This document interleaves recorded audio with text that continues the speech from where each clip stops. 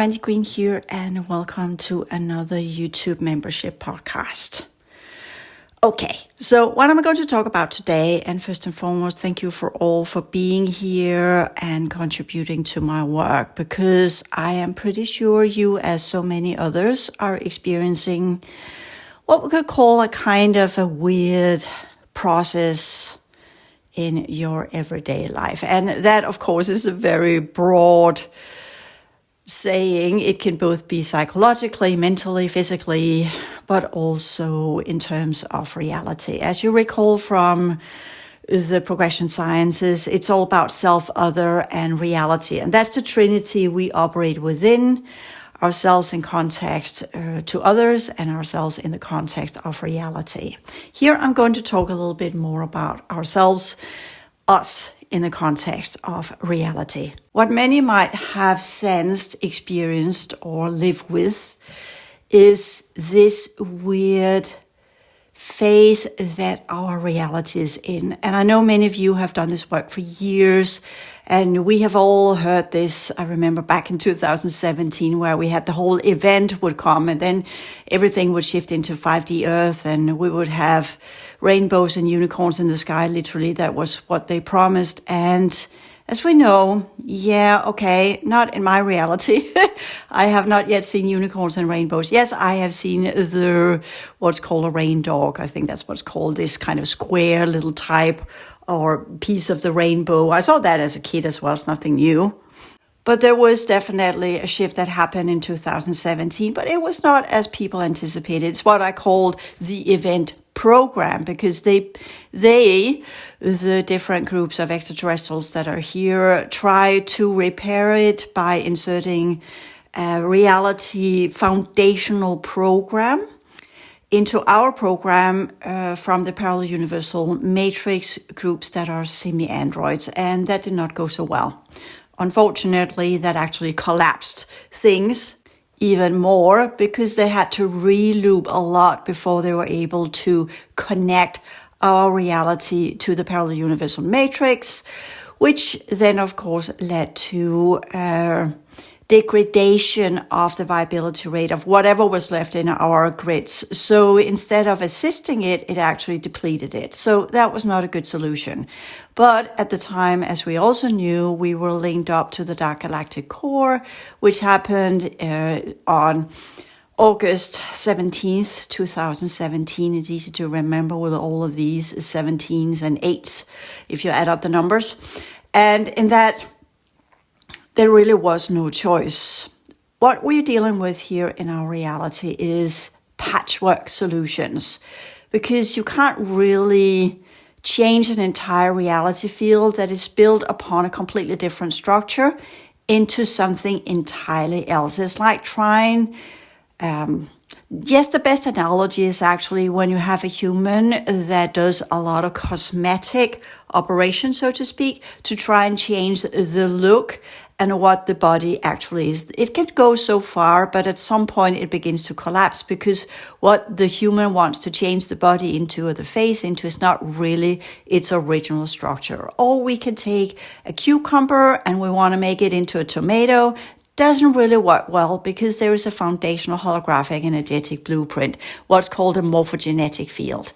And the morphogenetic field, from which biology and life forms and all things on this planet grows, are built into these grids, as you remember from my book, The Souls of Humanity. So when you try to change the reality program, you can change a little bit here and there. You can definitely distort it. You can definitely make it imbalanced. Just think of the human body. If you eat a lot of processed food, you will gain weight. If you eat a lot of sugar, you will get cavities in your teeth, and it will not be good for your body. And your blood sugar will go skyrocket, and it then will plunge into the low, and it will be very unstable.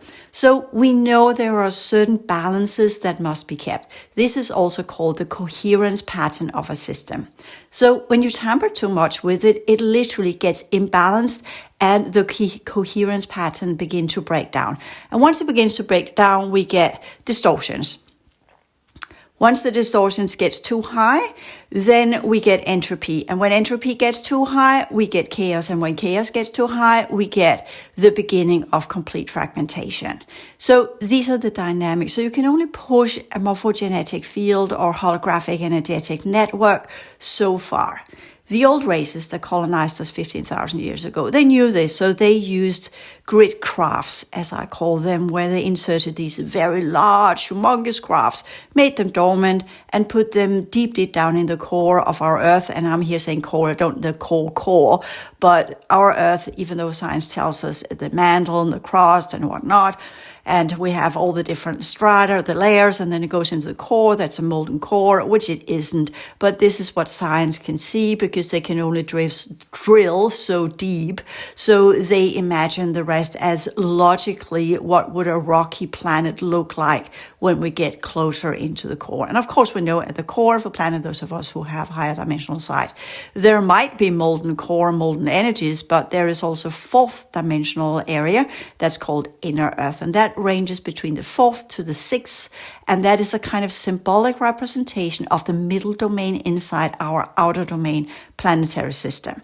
And that's how it's built up. And if you have a system in the middle domains, that's between the fourth, fifth, and sixth dimension, you will in the core of that have a 7, 8, and 9 dimensional core that connects to the galaxies. So this is how it's built up. The systems are built up layers upon layers, and you have the outer version of it that is more solidified, or what we call molecular or organic. And then you have the inner level of it that is a higher dimensionality. Humans are the same way. We have the technically 1, 2, and 3 dimensions in our body. Not accurate, but let's just play with the outer domain configuration and call it that. And we could say the first dimension is mineral, the second dimension is molecular, and the third dimension is the physicality as we know of it. That will make it simple. I'm not talking about energetic. It is energetic, but not in a traditional manner, as in three-dimensional space. These are different versions of dimensions. Just to put it, as I've said many times before, if you look at a cup, it has a lot of dimensions to it. It's not necessarily a reality strata. It can just be a dimension, a feature of the same form that we are looking at, often going into deeper layers. We can go into dimensionality as more subtle type of energy, or we can go into dimensionality as kind of in geometry, where you have different sides to it or different aspects to it. So it depends on in which framework that we're using the word dimensions. Here we're just talking about our reality. I prefer Trinity structure. So the Trinity structure, what a human is aside from the atomic level or mineral level, the molecular, which also has minerals. So there's the atomic, molecular, and physical as a kind of large scale. Then it has the energetic side of it. That's the fourth, fifth, and sixth dimension. So that's how we're supposed to be. And the fourth, fifth, and sixth dimension are typically some of these strata where the extra-dimensionals and extraterrestrials and whatever we have are focused where they exist. So in that way, we have both the outer, the inner, that is in two different dimensional strata, and that's why the human is technically a 6-dimensional being that then adds it all up to a 7th dimension. That's the pillar 1 to 7. And then we have the extraterrestrials that are built up in the same manner. And sometimes when you are in the middle domain, 4th, 5th, and 6th dimension, which here signifies different types of energetic vibration radiation combinations, then you will have extraterrestrials that are able to go even further up and have more advanced structures where they still have perhaps not the Trinity structure as their physicality as we have. We have a Trinity structure as a physicality. They might more have what we call a square structure, and that's not accurate, but they might have 4 dimensions as part of their organic features, and that allows them to also be telepathic and other levels of existence and way of processing energy that we haven't got yet. Similar, like you have 5th dimensionals that have 5 dimensions to their physicality, including the higher inner dimension. So there you begin to understand the complexity of the different races. What we can say is that the more dimensions a a being has, the more features of what we call advancement they will have. This advancement is sometimes used into the highest good of many, which we call benevolent, and sometimes used to service to self, which we call malevolent. So in that way, why is malevolent equal service to self? Well, that's because when you get into the higher dimensions and you're only focused about you, yourself, and your own needs, you're no longer paying respect to others, and you're no longer considering the reality field you're part of. And wow, there was a bird that flew into the window here. Oh, little bird, it survived. No worries. It was just a slight touch. So anyway, this understanding of the multidimensional aspect of life forms is important when we begin to talk about our assessment and understanding of the other civilizations that are out there. And that understanding and the understanding of the multidimensionality of what it means to be a human being or an extraterrestrial being or a humanoid being or a meta-dimensional, interdimensional, ultradimensional, whatever we want to call these different layers of reality, because technically extraterrestrial just means out. It's still terrestrial. We are terrestrial beings, earth beings. Extra means outside our earth as a version, and we haven't classified what extraterrestrial actually means, and most think of little grays or ET phone home.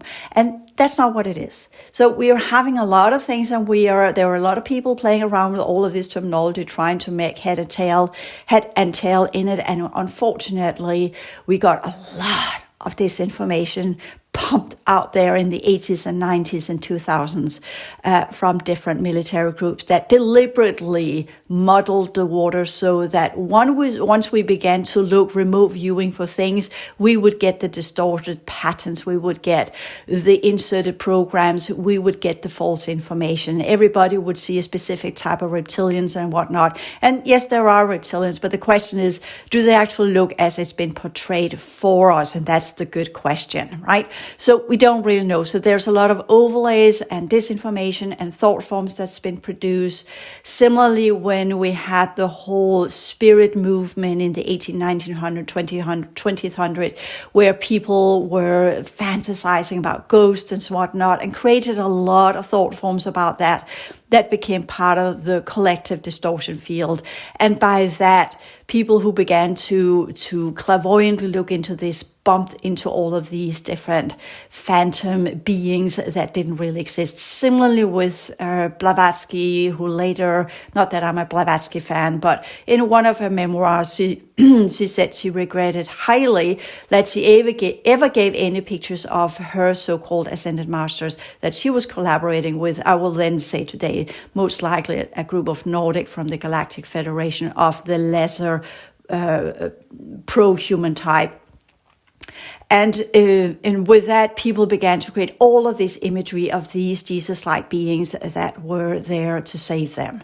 So humans have a tendency to create images in their head, and that becomes part of the collective distortion field. And for those of us who are doing this work, we are learning to evaporate all of these thought forms and all of these images that we are constantly creating, because we still have fourth dimensional genetic fragments in our what we call chakra system, which is tied into the hara quadrant, the chest quadrant, and the head quadrant. You know that from our book Torology, as well as the advanced clearing work courses. And that's why we become co-creative, but in a distorted, fragmented way, which means that when we envision things, it often ends up in the astral plane, or it becomes part of the distortion fields. And in that, it links up to other distortions, and then we're not really creating clear exemplification of what we want to create. So that's a very difficult process. And that's also one of the reasons why when I wrote my book, The Souls of Humanity, I came up with a less progressive reality field, 1, 2, 3, 4, and 5, and then the outer domain, the middle domain, the inner domain, and the core domain, and then of course the meta domain, the ones that's above all of them, instead of just saying dimensions and densities like many others were using that terminology already. But that was to avoid all of this clutter that had already been produced out there. And of course, it doesn't make it easier suddenly to begin to understand new terminology, right? And later on, I have kind of just let go of that. Of course, I use it still in the transition sciences, and I explain what these are, as well as in my book, The Whole Philosophy, where I show that LPR1 is the same as the 1-7 pillar, LPR2 is the same as the 2-8 pillar, LPR3 is the same as the 3-9 pillar, and onward and so forth. And there I begin to work with the pillar ideas as it were part of the original construction of our reality field. On top of or beyond or behind the pillar project was the original structure of the Ancient Ones. So what I began saying is that the Ancient Ones created our entire universal structure, all 12 of them, as part of the universal cycles.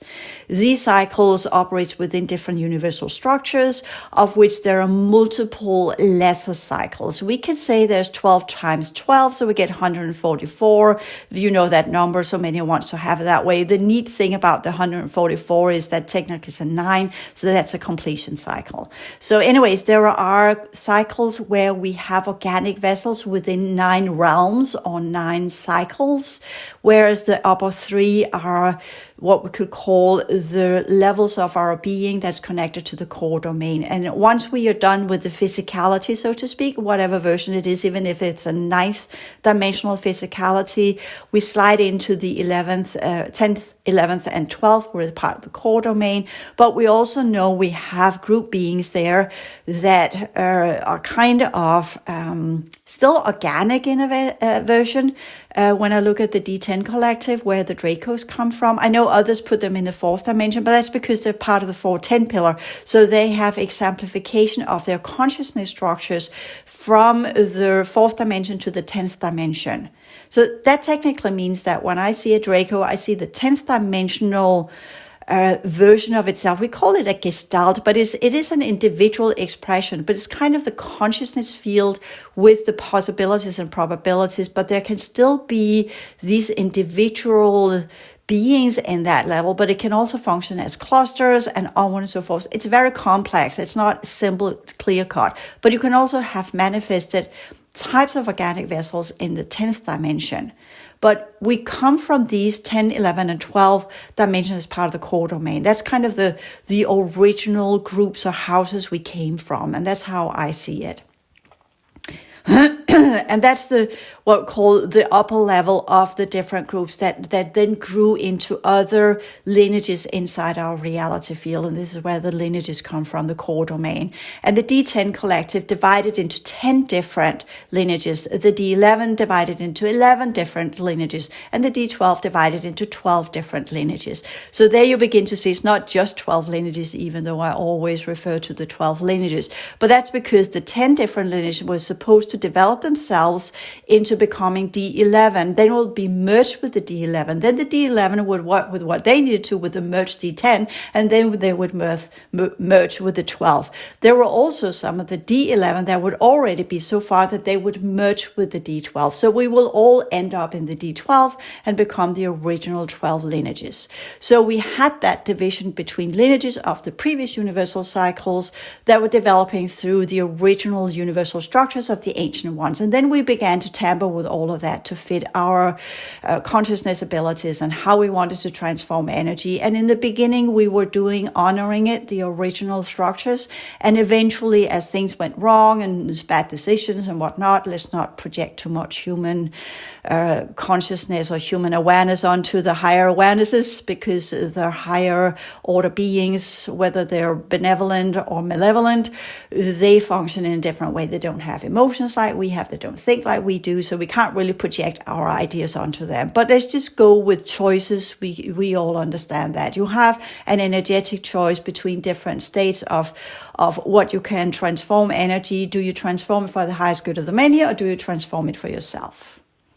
And the more people within a reality field can transform energy for their own good and not for the reality field itself, and definitely not for others, the more distorted it gets. And once it begins to get distorted, it regresses. And then it begins to fragment. And that's our reality. With that understanding, we can also see why humans are so positioned and eager to do a lot of stuff for themselves. So the whole turning the wheel around and begin to walk the narrow path and learn to be in the understanding that we are not an island, that we are all to some degree interconnected, if not by what we call our awareness type because they're relative reality dynamics, but we are all spawned from the same energetic field. We are all made of the same type of elements and energies and trinity structures that are part of a planet where what we are constitutes the energetic environment of our planet. So we are the co-creators of the planet that we live on, and if there are no living beings, the planet itself go dormant. That's a reality field. So when people ask the question, will there be Earth if there are no humans? No.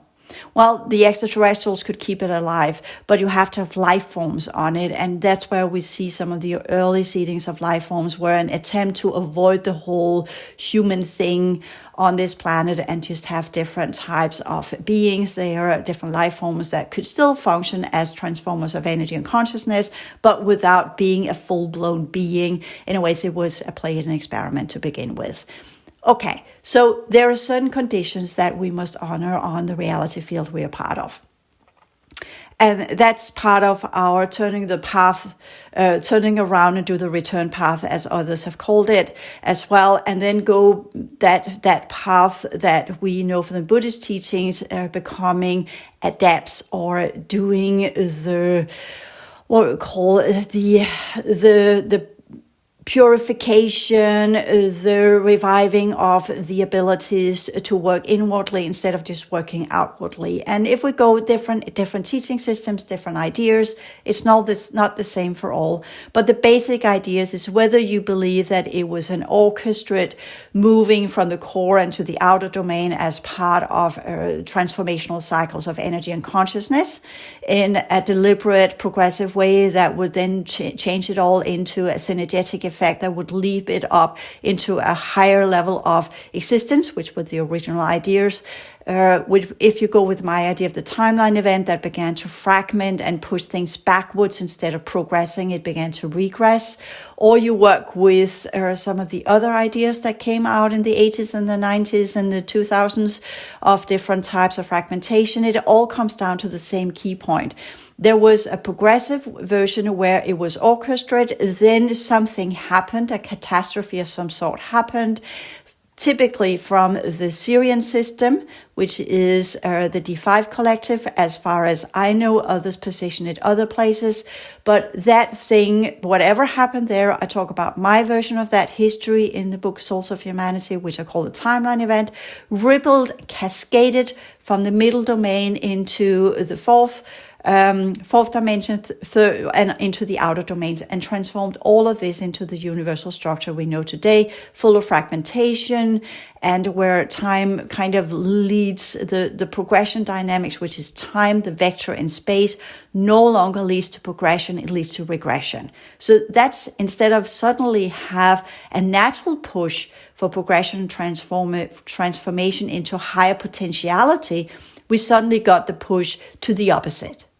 And that's part of our work when we do this, to recall and understand that our very existence has been re-engineered or by catastrophe to begin with, and then later re-engineering through different groups that have been here to halter progression, to stop progression, to make sure progression doesn't happen, but keep us stuck in a specific type of reality field configuration and consciousness configuration and body configuration. We know the Holocene, as we understand the last 10,000 years, if not 12,000 years, more accurately, where the sun and the earth is in a perfect distance, or whatever they come up with good explanations within science. At least the last 12,000 years, as far as we know, is perfect for the condition of this type of body that we have. What we now want to understand is that is changing, and that's where I wanted to go. We are in an interim period. That means we are in a period where something that used to be is falling away, and something that potentially can come is in the making. However, contrary to earlier rise and fall dynamics of our planetary system. In the ancient days, 15,000 years ago, that's the end of the last ice age, there were advanced extraterrestrial engineering involved, including the type of human vessels that came there that were part of the colonizer, and they're engineering the human form. And then we are now at this point where everything is literally a bit of a chaos or a wild west in terms of what groups that's here. There are different groups from the parallel universal matrix. That was their payment to insert their programs, which of course was a Trojan horse. It always is, but humans that collaborate with these groups, they don't know better. They think that these extra, meta, ultra, whatever we call them, are keen to their word, which they aren't. They are framing what I call it, I'll explain later in some of my material. I'm working with it in my book with a multidimensional contact, which is, it's not coming out tomorrow because it's a long process of what to put in there and how to put it in there. But the different groups that are here are manipulators, and they are service to self. So they frame things. They frame things in a way so that they get the outcome they want without losing power. They are not making a fair exchange rate of all of these extra dimensional beings. They trade. So the trade is always like when you are with someone who wants to trade, but wants to get as much out of the trade as possible. So it's never a fair trade when we talk about these extraterrestrial groups. They are always cheating.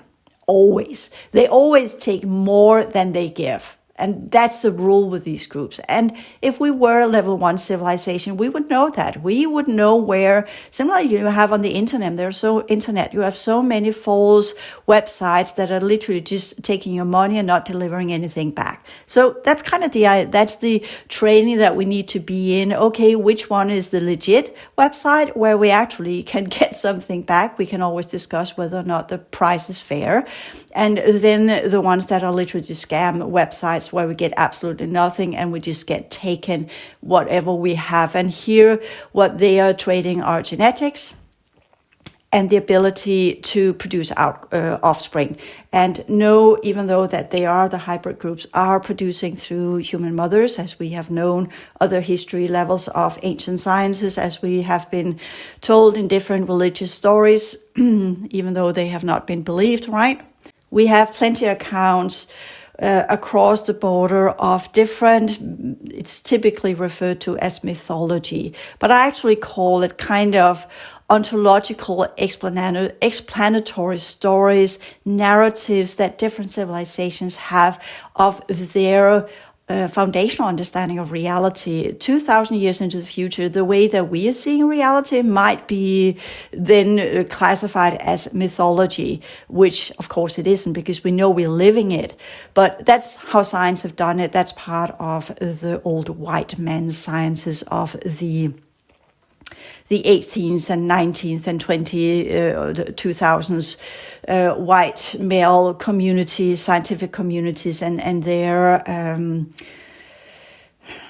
they're a little bit arrogant way of looking at earlier civilizations, which we know was a huge thing within science at some point, as they were moving from the Middle Ages alchemical superstitious ways and into the Age of Enlightenment, and from there developed this very quote unquote objective evidence-based type of science.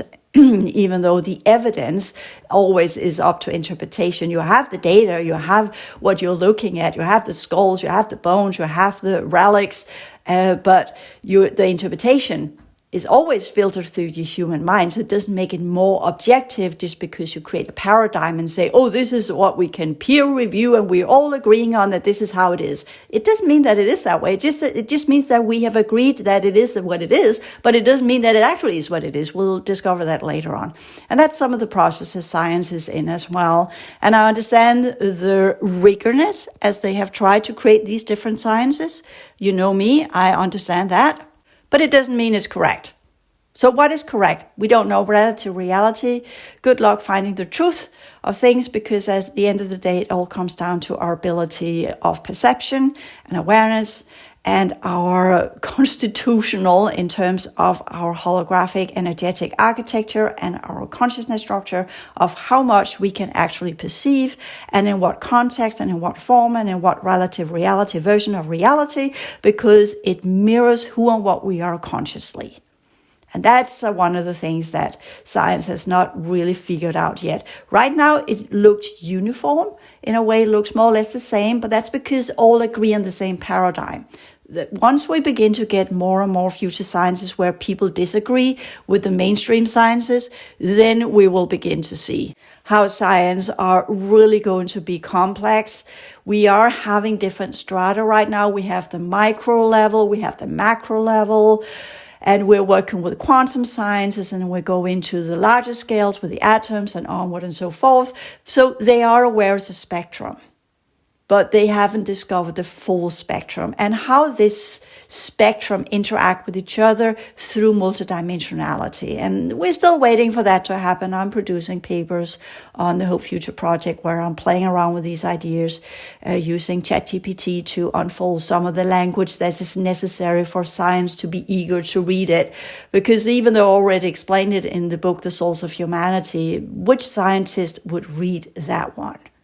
Right? Science would look at that and say, yeah, that's mythology. That's fantasy. That's not really there because we haven't had the different extraterrestrials walking around amongst us. We have depictions of it. We have plenty of data from the olden days. But science says, no, that's just fantasy because they were so primitive back then. Yeah, we are discovering they were not so primitive back then. And eventually we will also get to the understanding, okay, they might not have had advanced machines as we have today, computers and whatnot, but they were definitely not primitive. Of course, there were people amongst them that were primitive. We still have that to our day. There were different strata of intelligence, as there also is to this day.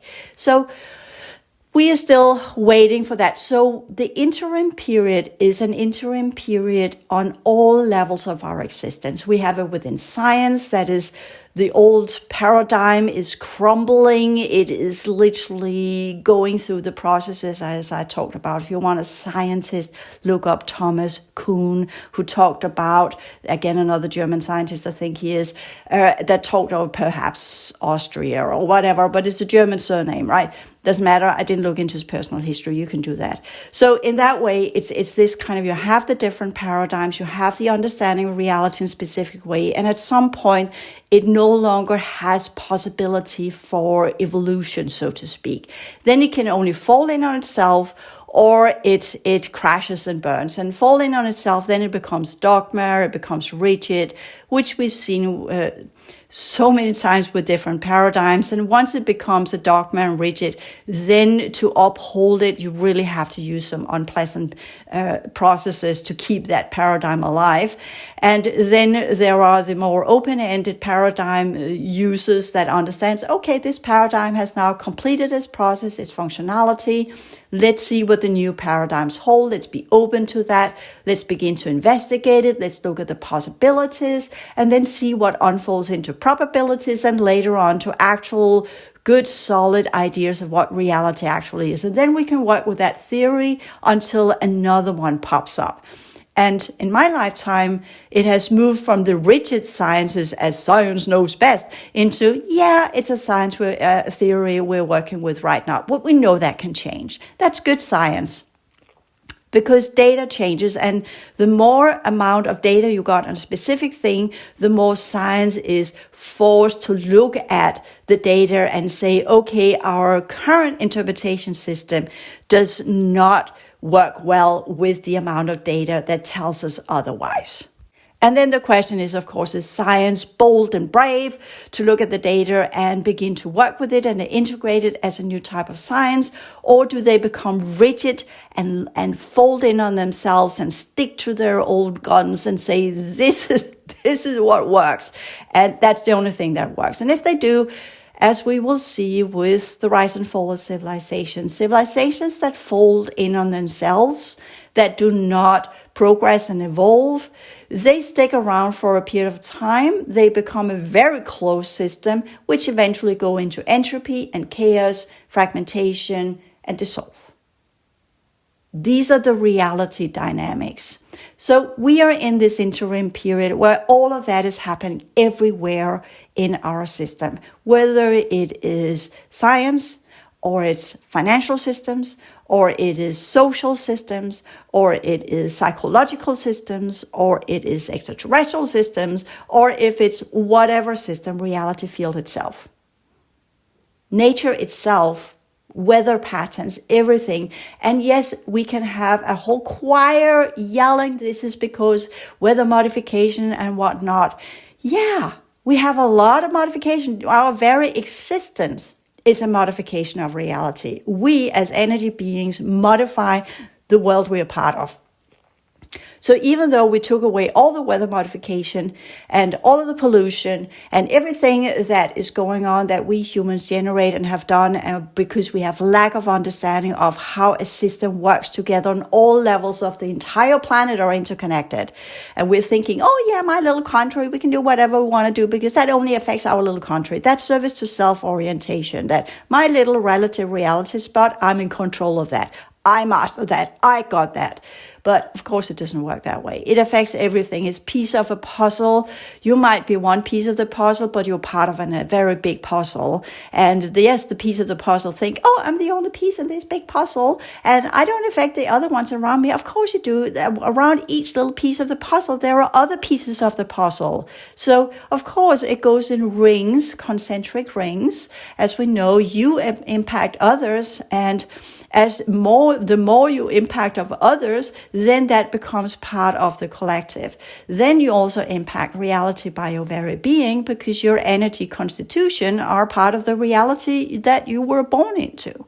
So of course we have an impact in everything we say and do, and the way we operate, the energy we emit, the way we are functioning, what we eat, what we think, what we feel, what we dream of, all of these things. And the extraterrestrials know that, by the way, and that's why they're manipulating us from A to Z, because we have not yet understood the big game that we are part of in the manipulation of energy, which used to be transformation of energy into higher energy units that would then unfold higher levels of consciousness. But since we don't understand that dynamic, we are going with the going rate of low-level distortion energies, so our consciousness abilities do not get the possibility of integrating into our physical vessel and our emotional field and mental field, because we are absorbed into the baseline reality of the base program, where all of our fancy consciousness abilities are just left in the inner dimensions that never connects to the outer domain. Enclosure that we are existing within, orchestrated by different levels of extraterrestrial technology to prohibit us from unfolding our true consciousness potentials. I explained that in The Source of Humanity. And yes, I know that's the colonial forces that did that the last 15,000 years. But the other groups that are coming in, they're using the same technology, even though it's breaking down, not working as it's supposed to. And they patchwork it and put in new stuff and loop and do whatever they can do. But they're still using the same technology to whatever degree, and then they upgrade it a little bit, change the software and whatnot, create new dreamscaping technologies and interception technologies for the mental field, and dreamscaping for nighttime, and emotional frequency modulation, so they control our emotional outburst and who we fall in love with and whatnot. So in that way, it's just we are completely under the frequency modulation programs that goes with biology, emotional field, and mental field. And that's part of the path of liberation, to understand these dynamics that was there at the time of the Buddha. He talks about being freed of enslavement. We have the early Jewish teachings that we now understand as Christianity, the early Jewish teachings, as we know, from Egypt, that was also freeing from Mitzrayim into the land of the Prophet prosperous? Was it just because they were enslaved in Egypt, or is it a symbolic overtone of that one, where Moses got extraterrestrial information and some very specific guidelines of how to live to get out of the enslavement program, just to interpret it in a new way, paraphrasing a little bit.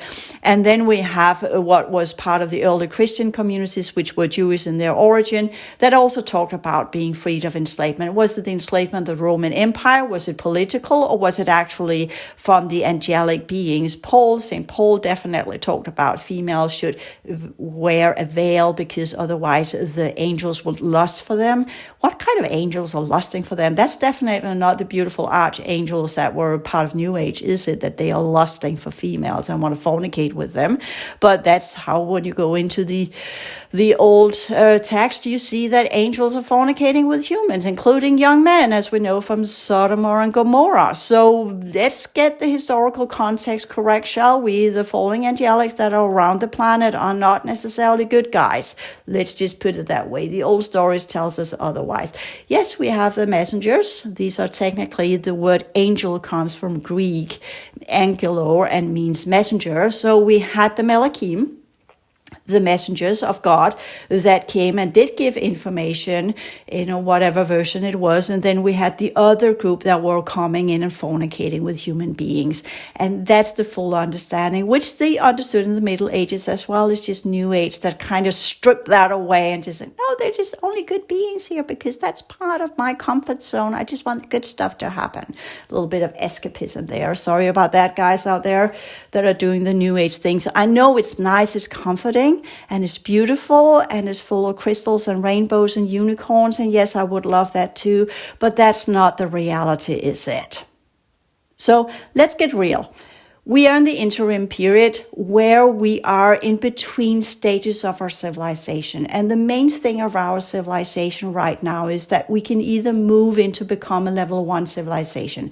That's the Hope Future Project. And if you want to know what it means to be a level 1 civilization, you can find the answers there. And it's not just about willing it or an affirmation or sitting in meditation or love and light and love everybody, then we become a level 1 civilization. No, a level 1 civilization is an open-ended, an open system civilization, understanding where we begin to consciously collaborating with all of the other pieces of the puzzle. That means all of the other groups that are part of our cosmos. On all of the dimensions means 4th, 5th, and 6th, and potentially higher if that is a possibility. Unfortunately, due to certain groups within the human civilizations, which we could have begun that process in the 50s, where they began the level 1 civilization, because they were super greedy and wanted that to themselves, we are now 80 years behind that. It's not just about, as Stephen Greer's talk about, the lost century of 0.0 energy and sustainable energy and technology and whatnot. That's just one part of it. The other part is the psychological, ontological, where the human race in itself, due to the distortion levels of our civilization, has now got to a point where things are even more difficult for us to make the jump into the level 1 civilization, including the outdated, archaic type of sciences that has kept us in very rigid paradigms for a super long time, because the sciences that are needed for the level 1 civilization have also been kept within these COVID programs. And this is where, again, we need to do the 2 tiers as Eisenhower talked about. We have the scientific, technological community that is also under private contractors. They are not yet under scrutiny. They will come eventually. And then there will be a lot of anger there too, because if we have got these sciences up and running when we got our hands on them in the 50s, where we were working from the quantum ideas, not just into machineries and computers, but actually reality sciences, not was stuck in the Einsteinian sciences, then our entire understanding of reality would have been different. We would have become a level 1 civilization in about 10 or 20 years. But because that has been halted from us, the timeline for that now is if it goes through what we call natural processes, whatever that is in a control system, it will take up to 100 years before we even get there. And that is no good, because in 100 years' time, this world does not look good. And then there's, of course, the military technological industrial complex. And I call it military technological industrial. I know that kind of goes within the industrial itself. But the technology that has grown from these military industrial complex, that type of, it's not just the extraterrestrial craft, it's a lot of stuff. We know computers and whatnot, a lot of components in cars and all of these kind of things are grown out of some of the crafts that they got handed over, including enhancement programs, secret modulation programs, genetic modulation, and onward and so forth. So it's not just that. The military industrial complex have also had their own science projects, but we had other groups that were grown from that, so that some of these science could insert these sciences into reality, whether through accidents, as we saw in 2019, and I'm not saying more than that, or through deliberate integration as the new wonder tablet or pill or whatever that will come up and solve this or that or whatever. So these groups, they have a lot of information. And if it had been put out in public, it's so much more than just what we're just about energy and no fuel or pollution or whatnot. These sciences and technology and understanding of reality changes everything about what it means to be human. And that is the next step for the level 1 civilization.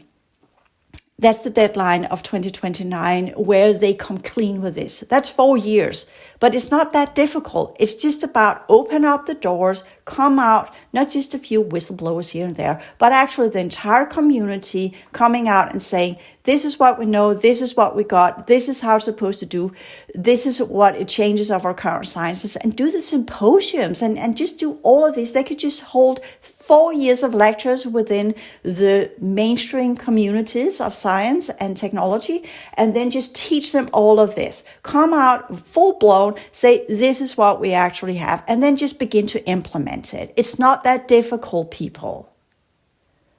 So for me, the disclosure is not about the government coming out saying they're extraterrestrials, because they have already so, and we had to fly over in 1952.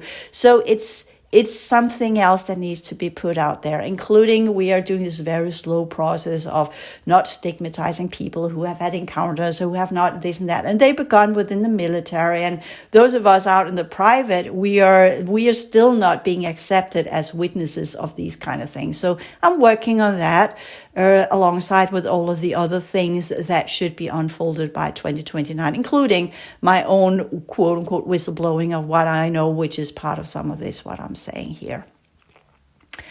Anyways, that's some of the things that I want to put in here for July, because July is also kind of an interim before we go into fall. It's that we have just had the peak on the 21st of June, and then it's still peaking in July, but that's where it begins to consolidate. That's where the energies are beginning to flip into the winter solstice energy. So we are having the heat, the kind of the height in July where things are getting warmer, and in August as well. And then we get the high skies, at least up here north, back in September. And these are the energies of the sun that is very strong in July and August, but it's also a burning off of all of the energies of summer. That's why the distortion gets so high. That's why it gets so hot.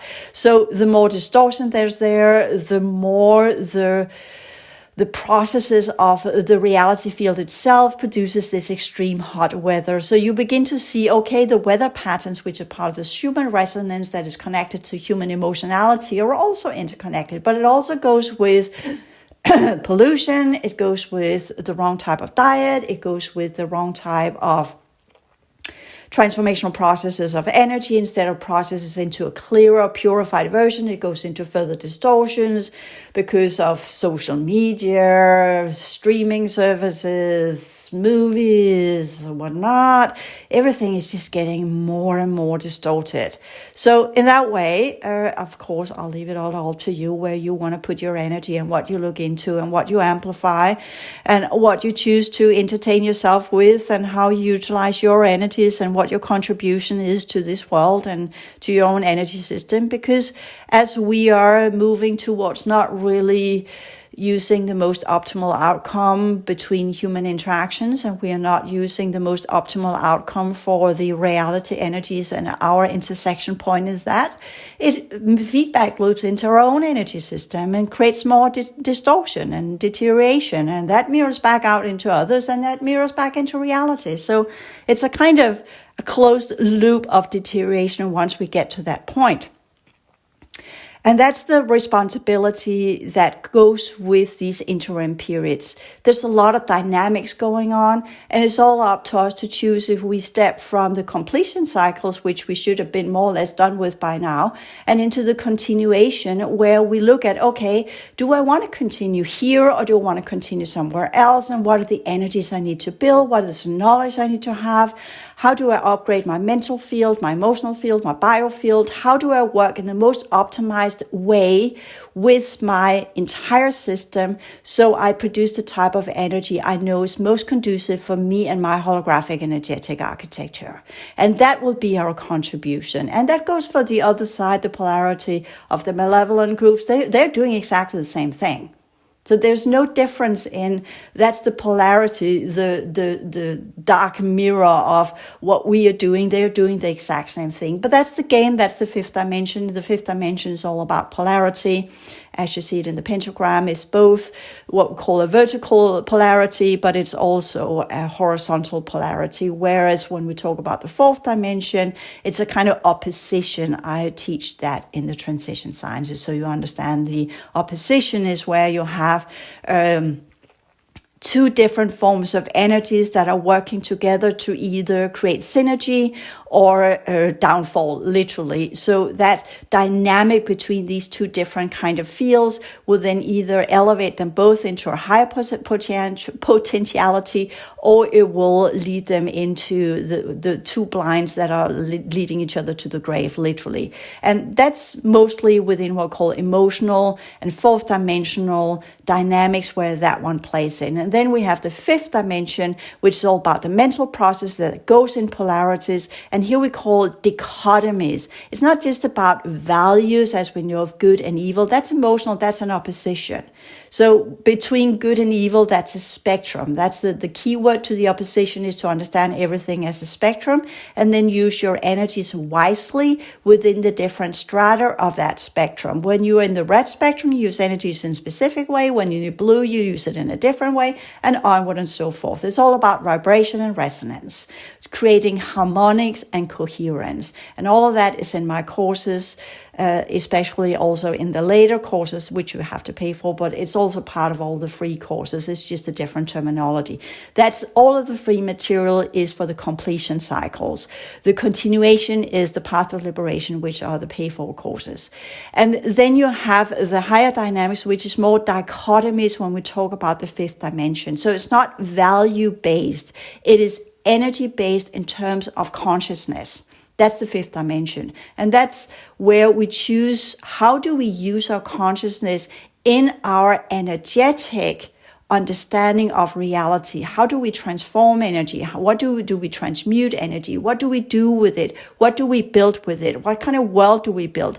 We know the responsibilities. We know the principles. We know the rules. We know all of that. So we advanced beings. That's technically what an adept is, or as it's said in some of the other material that are building on Anna Hayes' ideas, the Adashi path, where you fully understand what you're dealing. And that's the true fifth dimension. It's not just about getting to New Earth. You will never get to New Earth unless you understand the polarity. And the polarity dynamics is not just about everything is good and fine and wonderful. In the fifth dimension, there's the polarity. That's part of the fifth dimension.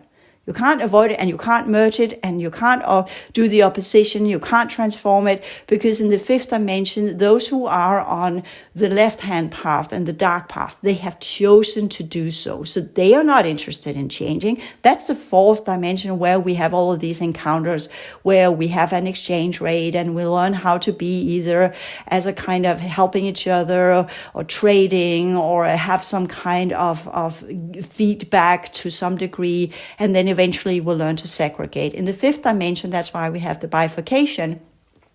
You divide.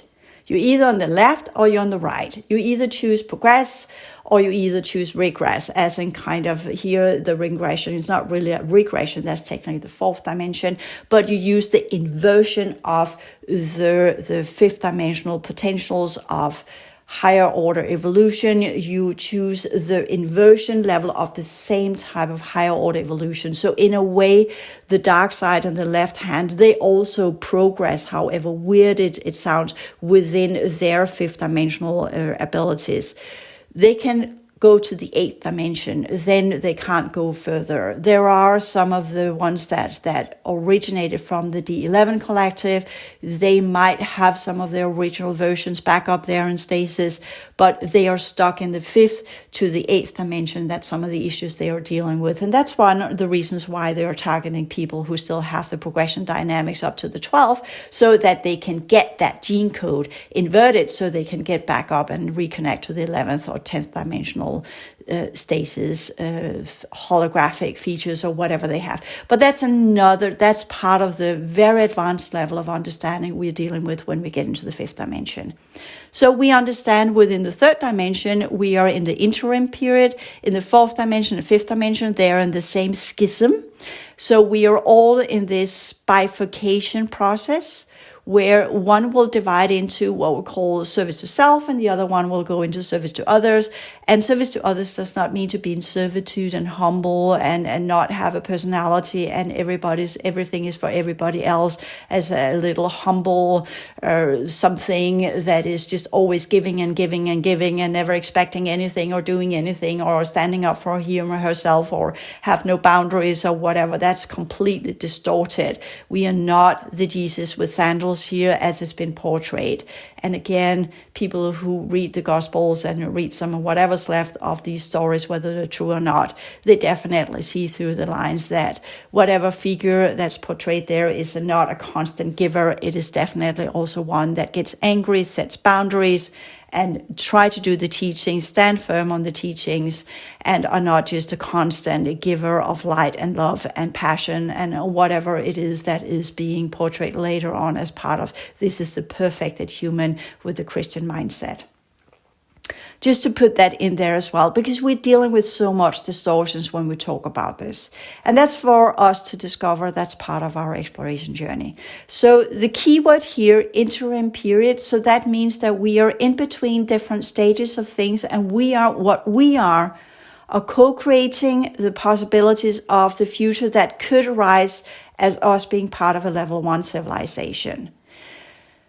If we don't, then it's the folding in, folding back, and do the typical, which has been going on for this planet, on this planet for 15,000 years. Once the civilization reaches a certain level of technological acumen, or what we call understanding and levels of technology and awareness and science and whatnot, then typically the prohibiting technologies would kick in, eradicate the ones that actually had that. It was very few that did it, but there were fewer people at the time, and then set back the civilization either through nature catastrophes or environmental catastrophes or whatever it was. So these civilizations vanished and new ones sprung up that were kind of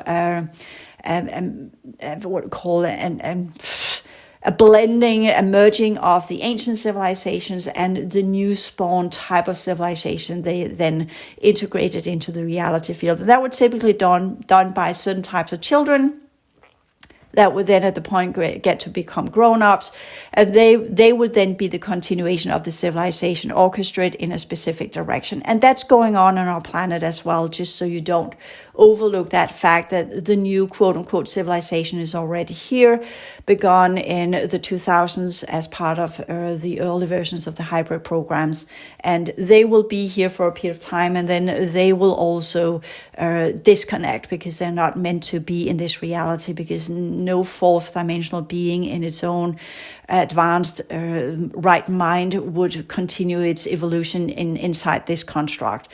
But they can use the enclosure for a regenesis program epigenetics, the understanding of how to transform the human gene code sequences and then mirror them holographically into a fourth dimensional gene code sequence, which they then harvest and use into fourth dimensional vessels from there, where they can continue their civilization. So we have a lot of groups that are still doing that. That's why we're still here, and that's why the advancement is still there. So our chance here is to, once we have that knowledge, aside from all of the things that are going on the opposition dynamics, which we need to transform and clear out, as I talk about in the advanced energy work, which you can access for free as well. And then the fifth dimensional dynamics of polarities between what we really understand as the different types of consciousness structures that are either light coding or dark coding. And then and I'm here saying code, not coating as in something you coat something with, but code sequences, light sequences or dark sequences that tailor specific code consciousness structures that give specific type of consciousness configuration that adapts itself into specific fifth dimensional vessels that create specific fifth dimensional reality fields. Then we have that understanding that it's going on all levels of our reality field. And most of the groups that are here now are no longer interested in continuing our planet as a system, as a construct, and that's why it's literally not being maintained as it's supposed to. And with that understanding, since most of the groups that were maintaining it are no longer here, then we understand that it's fully service to self as things are going on right now. And that's where things get complicated for us that are trying to still create the coherence pattern as the opposition, as the polarity, and at the same time also trying to co-create something from where we can engage in reality so we can pay our bills and get food on the table and whatnot. And some of these things I will talk about in the next podcast. So here at the beginning of the month of July, this is the foundation of the July month to consider yourself in that weird July interim things that were you could have put into a system at the beginning of the year has now come to completion. Now you are left with what you have. That's where you iterate on that. You begin to manifest it. You begin to put it into an effect so it actually gets out there. You begin to work with how can I consolidate this? How's the best way to put it out there in reality? Leading into what we call autumn. Before that, you have the harvest as we normally see in farmer cultures. I'm not talking about extraterrestrial harvest. There's part of that too. But we also have this kind of what have I created so far that has kind of given a yield that I can now wield in a specific way? Or is it the other way around? A wield I can yield or yield I can wield. But we've got some kind of outcome we can use for something.